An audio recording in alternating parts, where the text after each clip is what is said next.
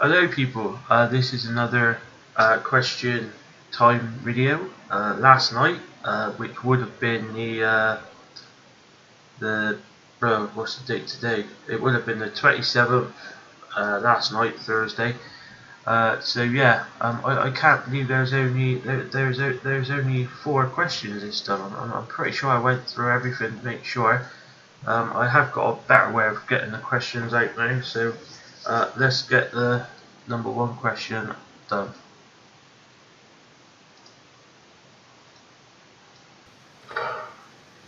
Has the general election been called for the benefit of the Conservative Party and not the country? Well, there you go. To me, that's a very simple yes.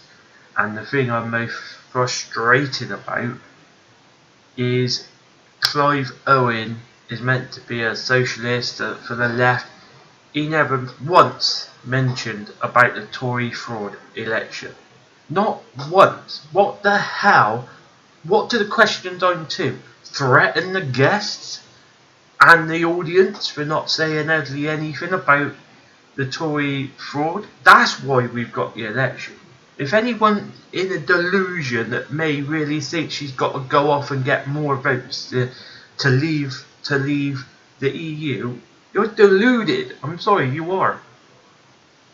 You know, the only reason, roughly now, obviously it's 27th, but last Tuesday, probably 2 weeks before she actually announced a snap general election, they probably got the information from the police that up to 30 of their MPs are going to be charged with election fraud from the last 2015 election. So basically, bearing in mind the Tories have only got a 14 majority MPs in the House, there's no way that the Tories could have paid their way to save at least 20 or maybe 25 of them to keep the power as government. So that's why we're having a snap general election. Everything else is just spin to try and keep the Tory party happy and the Tory supporters. Oh, well, yeah, look, she's asking us. No, she said plenty of times when she called the snap election, well, before the snap election, that she's got the mandate, she's got the vote, she's got everything that she needs to leave the EU. The only thing that's forced her to push this snap election through is the fact that a lot of her MPs are going to be charged with fraud in 2015 by overspending. And I don't know what it is with question time, but they are just not interested in going anywhere near that. It is a massive story. A political party won by cheating in a general election and spending more money than what they should do. I just cannot believe that Clive Owen, the MP for Labour, did not bring that up. He was just saying, oh well, is Theresa May being opportunist? No, he could have, on question time, quite easily looked up and said, well no, the only reason she's called it is because of her MPs. Her MPs could be, well, some of them by the sound of it are going to be charged, because if they wasn't, then you wouldn't be seeing May do this. May wouldn't be doing this if her MPs wasn't being charged for election fraud for overspending. Yeah, I just cannot believe that. I just cannot believe that, to be honest with you people. Even now, question time, every week, week in, week out, as I watches it, they always putting jabs in with Jeremy Corbyn, and well, so much independence. I question the independence of question time, because not once can I. It might have been passed out from an audience, but they've never debated that issue on question time since Channel 4 has brought it to light. So yeah, I'll leave it there. Don't be deluded. May is just twisting everything. Oh well, I need the vote. No, you don't. You said you had all that before. She never. When she hit Article 50, her plan was never to ask for a snap general election. But as soon as she's done that, a few weeks later, boom, she got that news that some of her MPs are going to be facing facing charges. So from a strategy point of view, what do? Do you try and force through with government and try and save as many of your MPs as you can? But if you can't, and you lose the majority in the House in Westminster, you're going to be forced, a humiliating force, into a general election with all of this in the newspapers that your MP, you've lost the majority because your MP's been charged with a crime. So the Tories has said, well, we might as well just go for a snap election and make it sound like we need more votes to get the majority to get. It's just a load of crap. That's why they're pushing Brexit. The right wing of the Tory party is pushing Brexit on everything. This election is not just about Brexit. It's about the NHS. It's about welfare. It's about the public services. It's more than just, oh, everything to do with Brexit. No, we had a vote last year, and you know that was not 100% clear because it was a very close run thing. Some people made up their minds because they've always been an exit from EU. That's fine. But other people was convinced by the debates and what was said in the election. And if those people feels cheated this time round, obviously they're not going to vote for a party that wants to leave the EU. And I think both Labour and Tory could be in for a massive surprise. A massive surprise, just like what happened in France with the two long-serving parties. So I've spent 7 minutes on that, so I'll move on to question number 2. Can please, Simon Fisher. Is tactical voting undemocratic or the only way to prevent a hard Brexit? Is tactical tactical voting. I suppose tactical voting is only for people who don't know what the hell they haven't got the. I can't believe I'm going to say this, so I'm not a clever person myself, but I've got a lot of common sense and logic. I suppose tactical voting is a stupid thing to do because you're wasting your vote. The whole point of voting is you're meant to listen and make up your own goddamn opinion, your own goddamn view, the way you think. You know, when you think, oh well, I'm going to use my vote for tactical voting, why would you do that? Why would you go against how you really feel?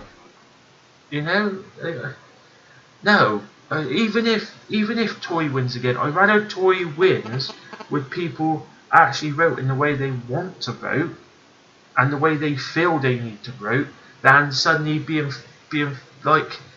grouped together. Oh, go and tactically vote. No, I don't agree with that. Is there anything wrong with it? Personally, if a person wants to go and waste their vote and not have their own opinion, I call them followers. There's a lot of followers in the country. And that's what all these opinion polls are for. They're for the followers. But I say stand back, listen to all the parties, what they're offering, and then have your vote then.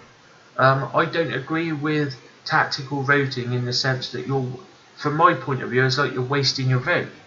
Now, if political parties want to tactically do things between themselves, like the Green Party, they're taking some of their potential MPs out of certain areas, so Labour's got a better chance of winning those areas.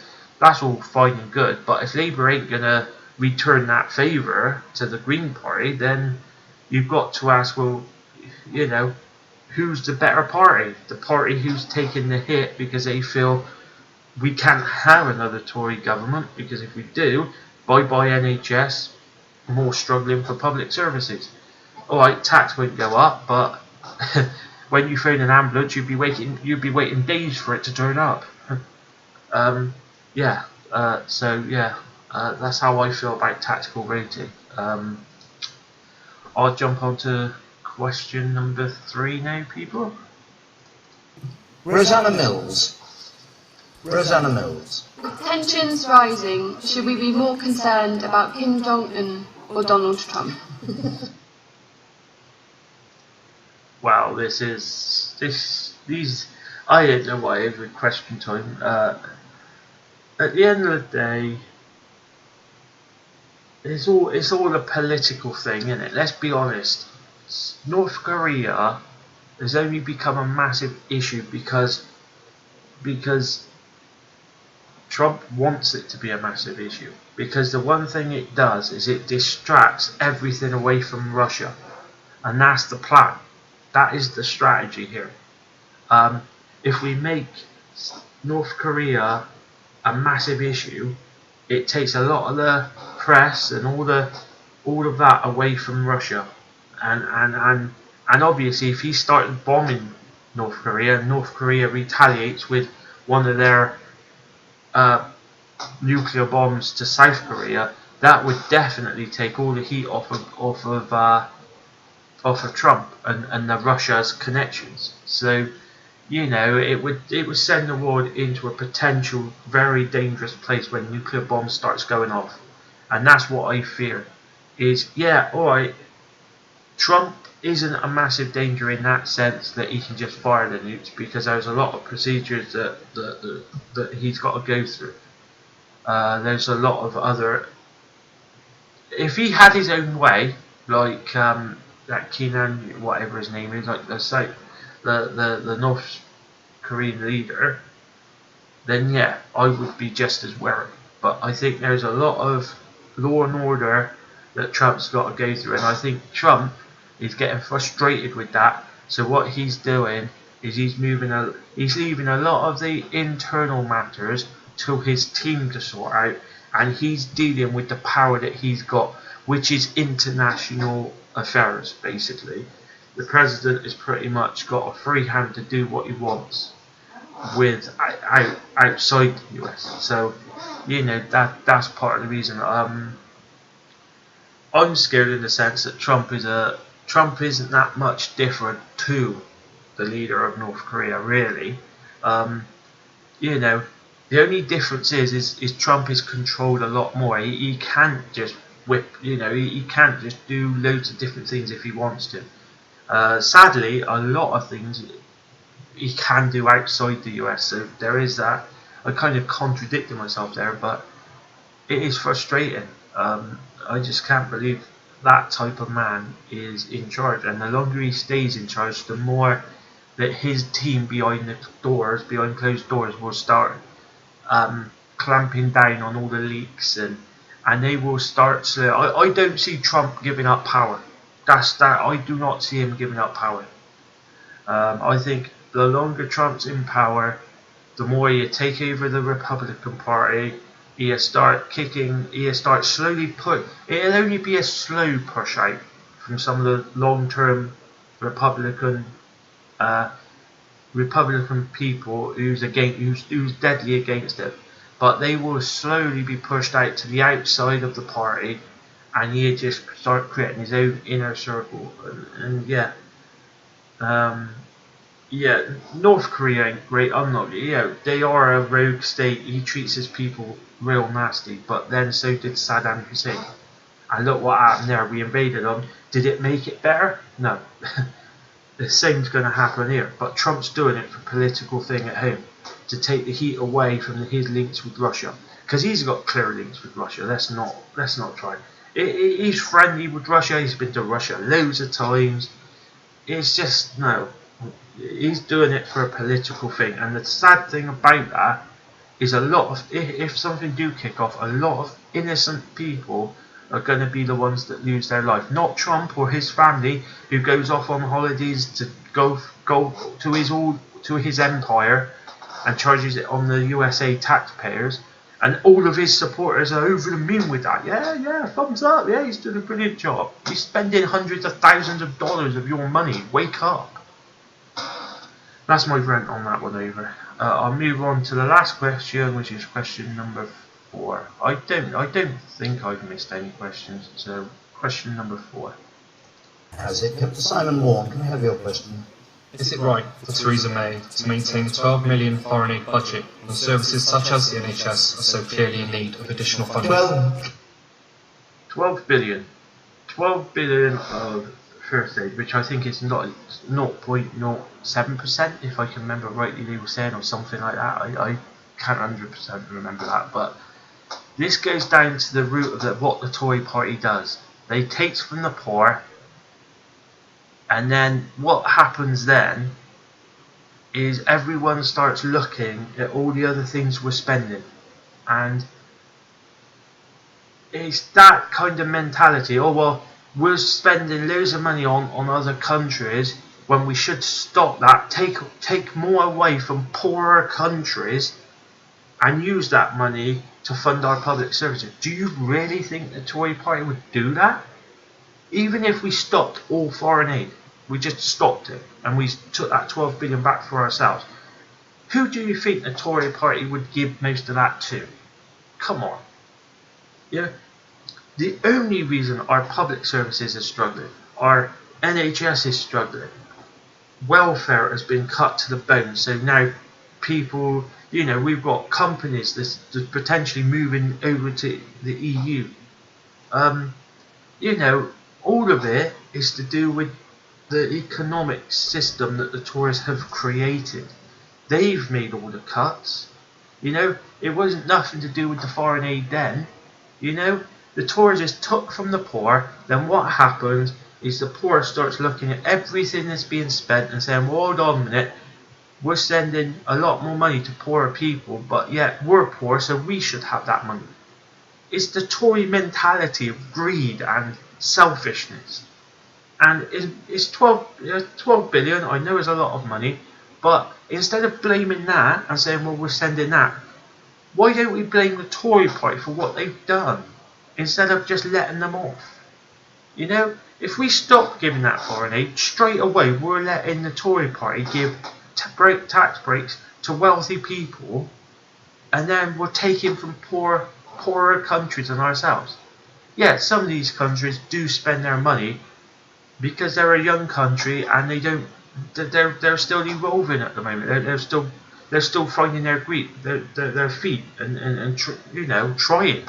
If we take funding away from some of these poorer countries, their governments, which could be very, on dangerous ground anyway, they could suddenly just collapse, and then it could just go back to chaos again with internal fighting, internal wars, civil wars between their countries. This is the Tory mentality: take from the poor, and then just let the poor argue between themselves.